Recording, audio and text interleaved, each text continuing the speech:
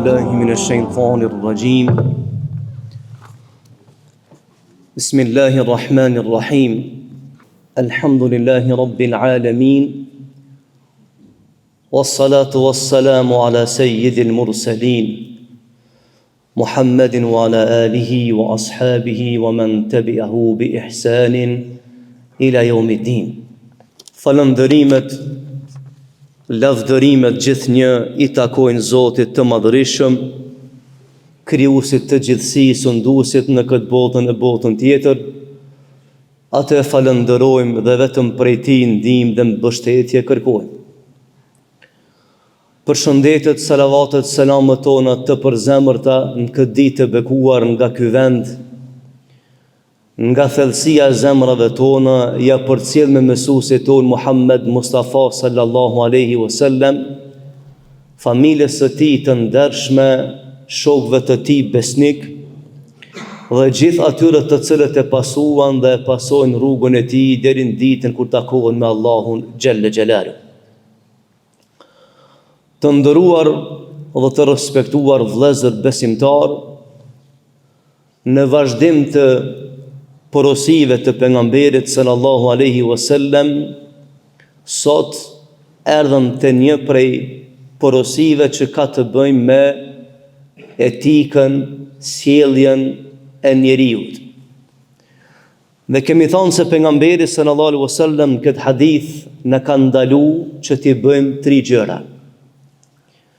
Thamë na ka ndaluar që të miremi me fjalë të kota, sepse fjalët e kota ja pamundsojnë njeriut me kuptu të vërtetën, ja harxojnë energji në jetës e bote dhe rezultati aty në fjalëve është shumë negativ në këtë botën tjetër. Sepse në vend që të miremi me të vërtetën, mund të miresh me pa të vërtetën. Në vend që të flasësh diçka që është e saktë, detyrohesh me thënë diçka që s'është e saktë. Dhe jep përgjegjësinë këtë botën e përjetshme. Pra na ka ndaluar pejgamberi sallallahu alaihi wasallam që të miremi me thashë thëme si thot populli, tha qile wa qal, dhe e dyta porosi, tha wa kathrati sual, dhe pyetjet e shumta dhe të panevojshme, dhe e treta idaatul mal, shpenzimi i pasurisë në mënyrë të pakontrolluar. Me lejen e Zotit të Madhërisëm, sot do të ndalemi te porosia e dytë, ku Rasulullah na ndalon që të bëjmë pyetje të panevojshme, të ngritmi dilema të panevojshme, apo të bëjmë, siç po I thojnë tash në kohën moderne, teori konspirative. Do me thonë, sociologjia si shkencë ja ka lënë emnat shumë çështjeve. Ndërsa kjo si fenomen është kanë një orë herët. Pejgamberi kur ka zbrit Kurani, I ka ndalu që të farë teori që po I thojnë sot teori konspirative. E di çka do të thonë teori konspirative? Munis nga e pavërteta. Edhe ti me supozu diçka dhe me mendu se është mirë. Sikur për shembull me ngrit një dilemë, thonë sot dhe xhumo I 16, për shembull, si shembull, dhe me thonë, mdokët që hoxha nuk është kanë në xhami. Edhe tash me fillu, me ndërtu argumente me mbrojt teorinë se hoxha s'u kanë në xhami. Si shembull po ta japun, ha? A në realitet unë jam në xhami, edhe unë në xhami. E çka do që të flet ai pas kësaj fjale se ka të saktë? Sepse realiteti është ndryshe. Që sa I thojnë teori konspirative. Do me thonë, me analizu një çështje pa argumente, pa fakte, edhe me pru një argument, thojza, me fjalë, e që s'vlen asnjëna për ballë vërtetës. Sikur për shembull ti sot në xhami dhe me thon dikush valla mdokut që s'u kanë, edhe pastaj me fillu me analizu s'u kanë, nuk kanë ku diçka. Ço I thonë teori konspirative. Se kemi temën këtu sepse pastaj himin kohë tjera. Po na po flasim në aspektin e edukatës vëllezër. Në ka ndalu pejgamberi sallallahu alaihi wasallam që të ngritmi pyetje ose të bëjmë pyetje ose të krijojmë dilema të panevojshme. Kathrati sual. Por shën pyetje komplet të padobishme, të panevojshme. Madje ka qenë traditë e jehudëve më herët e pastaj edhe krishterëve që t'i bëjnë pejgamberëve pyetje të panevojshme. Sepse kur ka zbrit ajetin Kur'an dhe Allahu ka thonë: "Am turiduna an tas'alu rasulakum kama su'ila Musa min qabl", Allahu i tha fshovët pejgamberit: "Apo doni ju mi bë pyetje pejgamberit ashtu siç i kanë bën pyetje jehudët Musait? Apo doni ju me bën si tema të panevojshme dhe me dalë prej fesë? Sepse jehudit pyetën gjithçka për Musain, nevojë pa nevojë, derisa shkuan atje thanë, a thu me çka ushqehet Zoti?" Se në jetën tonë të përditshme vëllezër kemi kësi dietarë thojza që pyesin gjëra që janë jashtë logjikës. Që si arsyeton as logjika, as shkenca, as dija. Edhe çka thonë fund atë unë mendoj. Po ti mendon, po kjo mendja jote do të më pas do kufi dikon. Do të më nis për diçkafit. Do të më bazuon diçka. Kjo jetë nuk është, unë mendoj.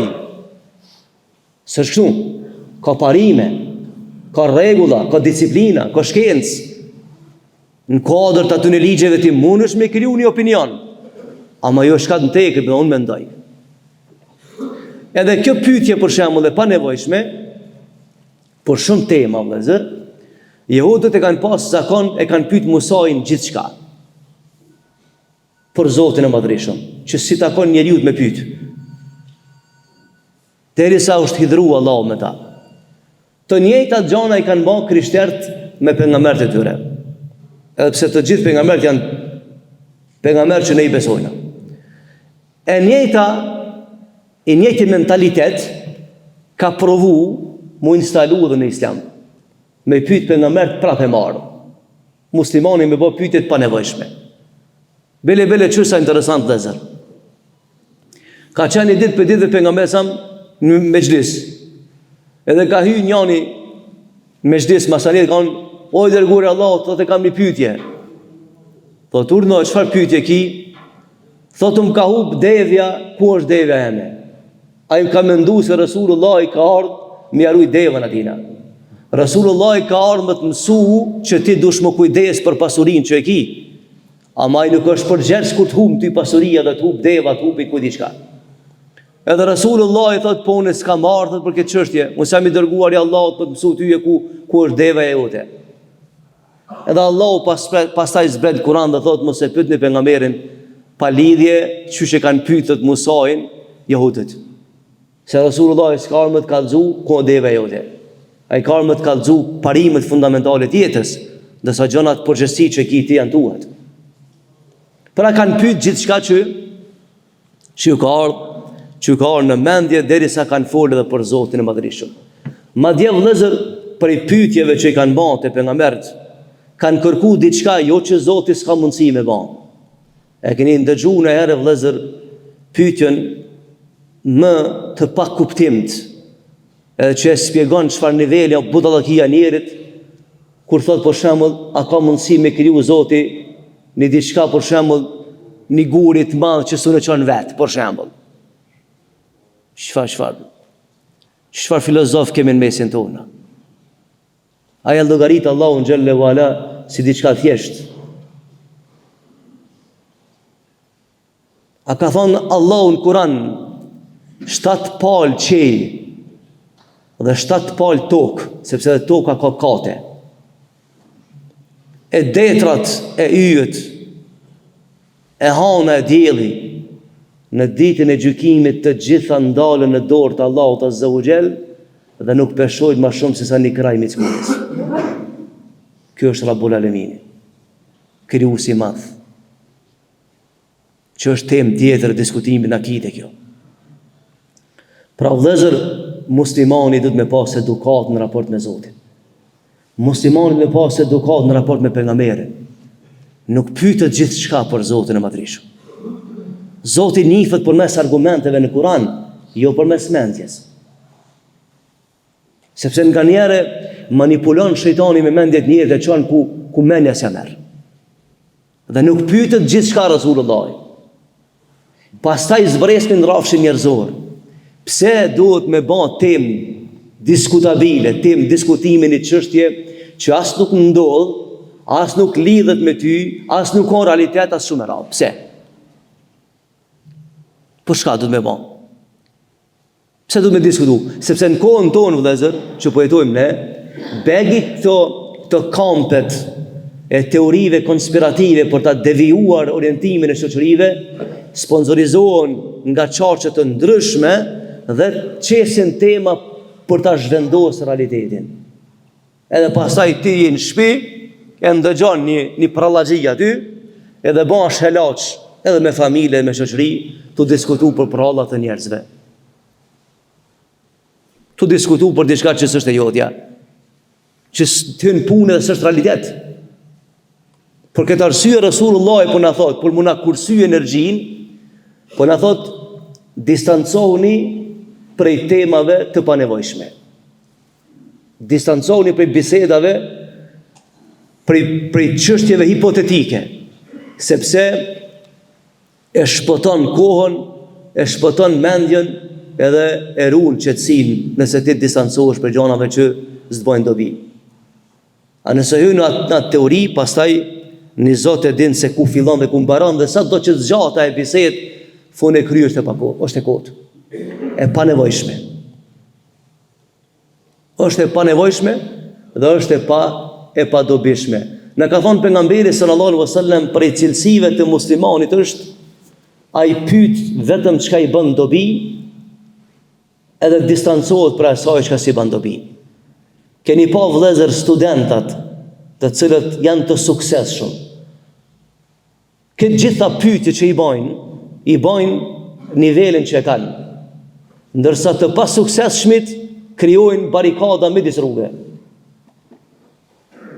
Sepse ai do me dalë prej përgjegjësisë që ka dhe me kriju averzione në lëmin që ndjek.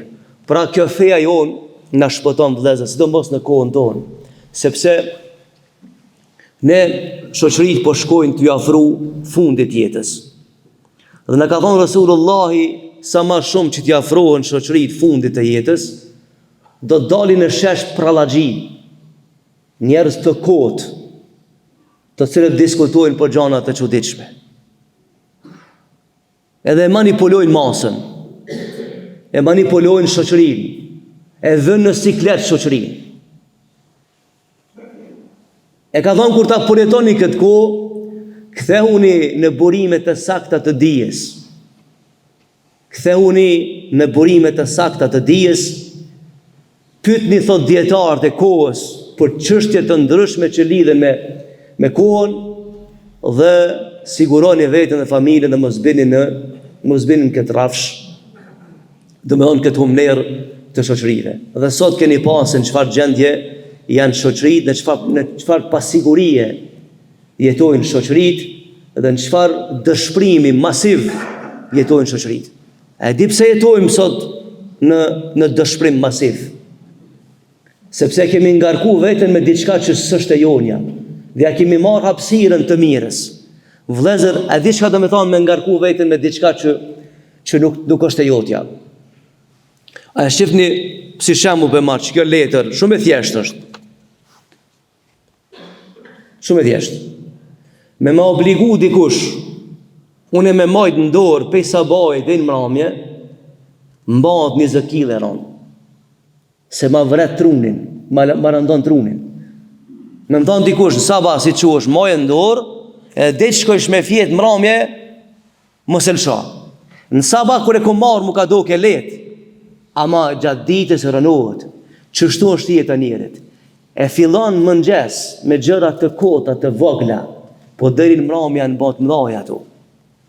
Ta kanë marrë energjinë. Të kanë rëndu atë shumë sa që po dolen peshore, kime peshu edhe 10 herë sa i ki kilogramët. Por këtë arsye pastaj nuk je i qetë në familje, edhe nuk mund është kallaj me dedetu të vërtetën. Se e rënu, i ke prish senzort. E ke ngarku me diçka që s'ka nevoj. E që kjo është koha jonë sot. Shkalla depresionit më madhe në histori të njerëzimit, ankthi vetvrasjet, pasiguria. Për shka? Për shkak të temave që diskutohen në publik. Edhe rëndohet aspekti social i shoqërive. Imagjinoj me ardh me fëmijë 7 vjet edhe me pa një mision për shembull. E shtoja kësaj me i pa misionet tona. Qofshin ato debate që pëjtojnë, analiza politike shumë e radhë. Edhe ti me pruni fëmijë 7 vjet dhe me thonë ngoj në 1 orë. Ja prish ambicën për jetë. Pse? Sepse kur ta godet me informacionet pasakta, ky hala është i brisht, hala është i thjesht, hala është natyral, nuk e përballon atë shpjegim. Vend që me ushqy me diçka që është e mirë, mja pasuru bindjet për botën, me forcu, me konsolidu për betejë të jetës, e kthena në bumerang, në kajet kundërt. E bëjmë të vrasht, e bëjmë pasigurt e kështu me radhë. Krejt kjo lind, krejt kjo farë kamuflazh që jetojmë ne, rënjet i ka që tu të çgadith, të çështja se çka po qet në treg, çka po diskuton, cila temë po të intereson ty në jetë, dhe ku të çojnë ato tema. Edhe më e keqja vëllezër është se flet njëri 1 orë, 2 orë, pas një argument, gjitha i ka të pa argumentune, edhe në fund thot unë mendoj. Po pse apo deshka bota me funksionu me mend tua? Pse apo deshka shoqëria me mendu, me kriju një verzion të jetës me mend tua? Apo kjo jetë i ka do baza, i ka do të pikpamje?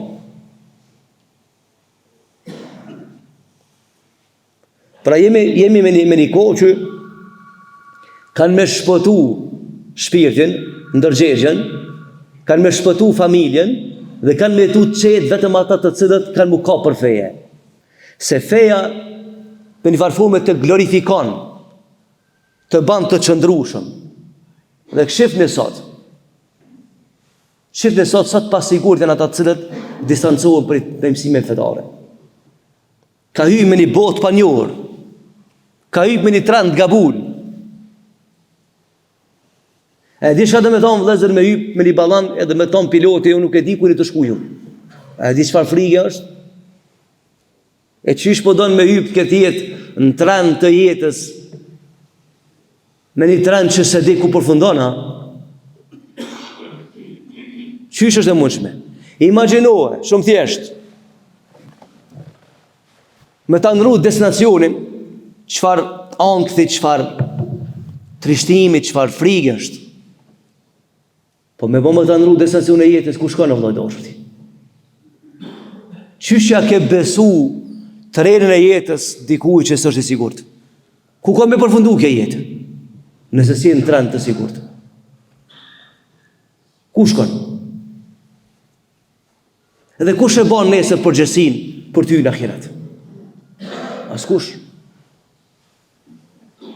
Pra në asë në rrugë të shkurta të jetës, nuk do të mja besu jetën dikuna që se njeh jetën, e ledhe ma në rrugë të gjatë atë jetës. Me ndërtu jetën me teorit pasakta, me pyetjet kontraverze dhe me diçka që s'është e sigurt.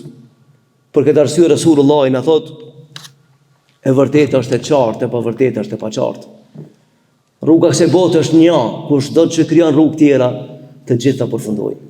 Pra mirë po te e vërteta fillon me pyetje, pyetja është çelësi ku ti e gjen vërtetën, dhe lutem Zotin e Madhreshëm që gjatë pyetjeve, bisedave ta gjajmë të vërtetën, ta pasojmë vërtetën. Walhamdulillahi rabbil alamin. Al-Fatiha.